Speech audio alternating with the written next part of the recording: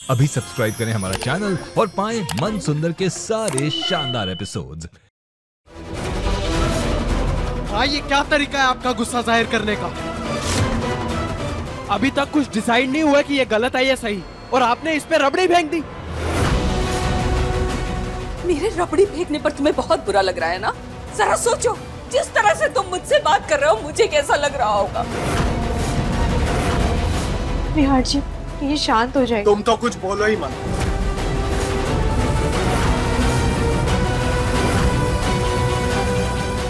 जब तुम खुद के लिए स्टैंड नहीं ले सकती तो मुझे बोलने का भी तुम्हें कोई हक नहीं है।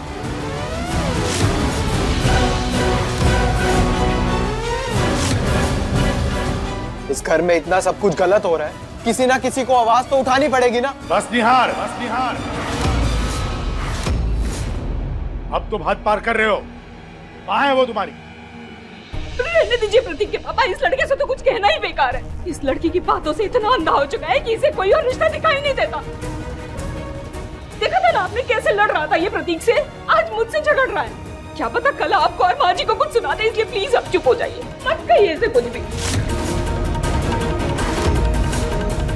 मॉम प्लीज, मैं किसी पर जबरदस्ती गुस्सा नहीं कर रहा हूँ। वजह चाहे जो भी हो निहार, तुम अपनी माँ से इस तरह से बात नहीं कर सकते निहार।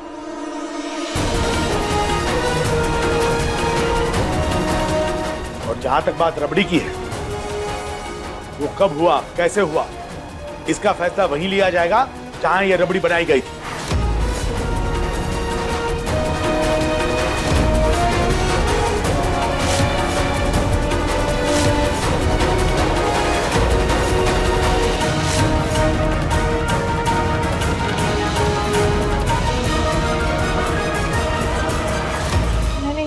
यहाँ पे देखा था वाइट चूरा गैस के पास।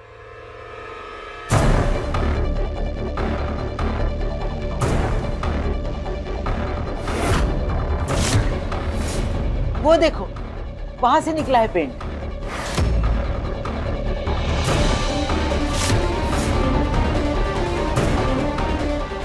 देखा आप सबने, मैंने कहा था ना कि इसकी कोई गलती नहीं, ऊपर से गिरा था पेंट रबड़ी में।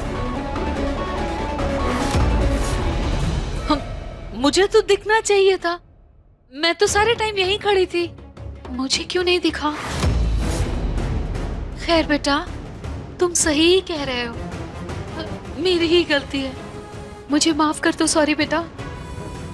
रुचिता, हाँ आई एम सॉरी, मैंने गलत इल्जाम लगाया तुम्हारे ऊपर, मुझे दिखना चाहिए था, मैंने देखा नहीं। माफ कर दो बेटा। माँ, ये आप क्या कर रही हैं? नहीं बेटा, मुझसे गलती हुई है तो माफी तो मुझे ही मांगनी पड़ेगी ना। सॉरी बेटा। बस।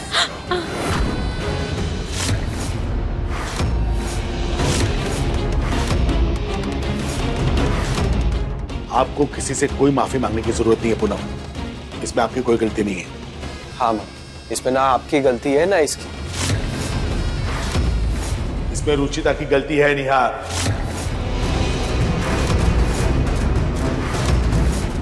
अगर रुचिता ने किचन में आकर यहाँ पर व्हाइट चूरा देखा था तो उसका फर्ज बनता था कि गैस पे पड़ी चीज को वो ध्यान से देखे।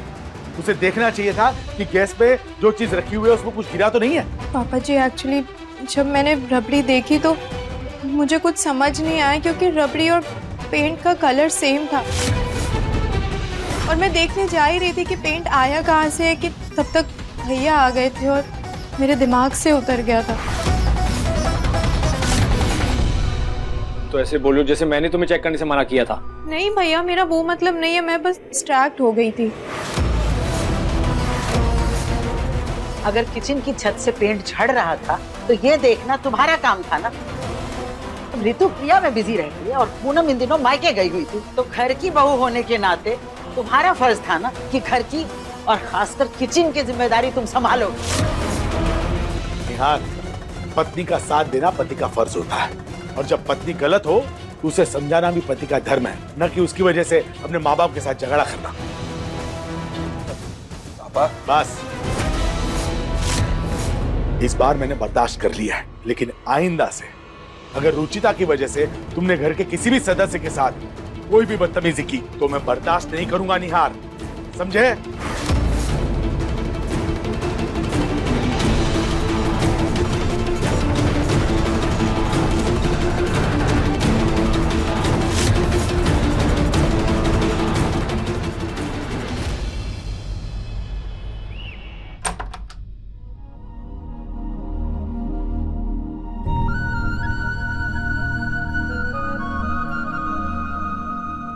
निहार जी, आज मेरा साथ देने के लिए थैंक यू निहार जी। साथ तो मैंने तुम्हारा दे दिया, लेकिन देखा जाए तो पापा भी अपनी जगह गलत नहीं थे। तुम्हें ध्यान देना चाहिए था ना। मानता हूं कि मॉम का रिएक्शन गलत था, लेकिन कहीं ना कहीं गलती तुम्हारी भी थी। जानती हूँ निहार जी, इसलिए सॉरी। सॉरी आपको मेरी वजह से माँ से ऐसे बात करनी पड़ी। सॉरी आपको मेरे कारण पापा जी की डांट सुननी पड़ी। I am sorry. It's okay. अब जो हो गया सो हो गया। बस मुझे ये समझ नहीं आ रहा कि मॉम डैड को सॉरी कैसे बोलूं।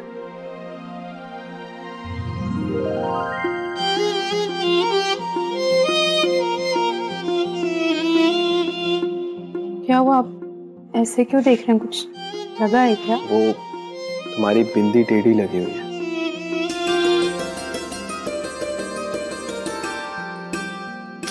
रुको।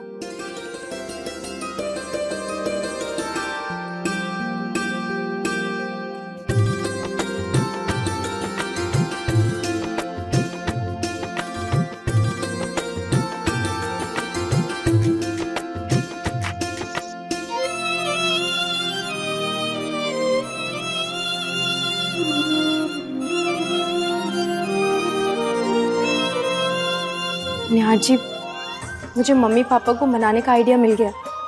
क्या?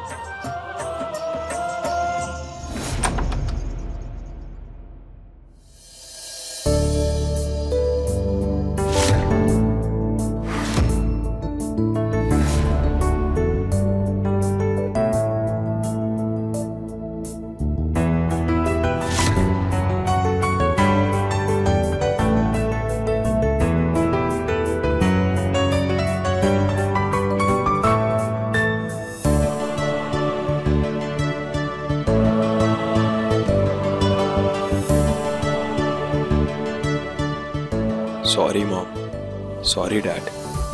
मुझे आप दोनों से बदतमीजी नहीं करनी चाहिए। I am really sorry. बेटा, तुझे अपनी गलती का एहसास है, हमारे लिए यही बहुत है। देखा कितना प्यारा बना है ना। सॉरी। बेटा, गलत के खिलाफ आवाज उठाना अच्छी बात है, लेकिन उसके लिए खुद गलत करना, ये तो अक्लमंदी नहीं है ना बेटा। हाँ पापा, आगे से ऐसा कभी नहीं करूँ। अच्छी बात है बेटा। पूनम, मैं बाहर टहल के आता हूँ। जी।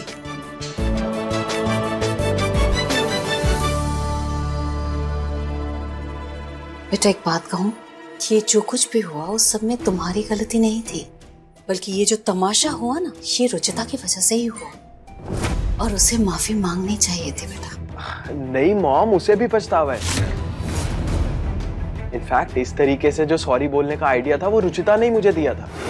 एंड आपको पता है, कल पापा के बर्थडे पे उसने बहुत सारे सरप्राइजेस भी प्लान किए। बस आप लोग रेडी होके ब्रेकफास्ट पे आ जाना।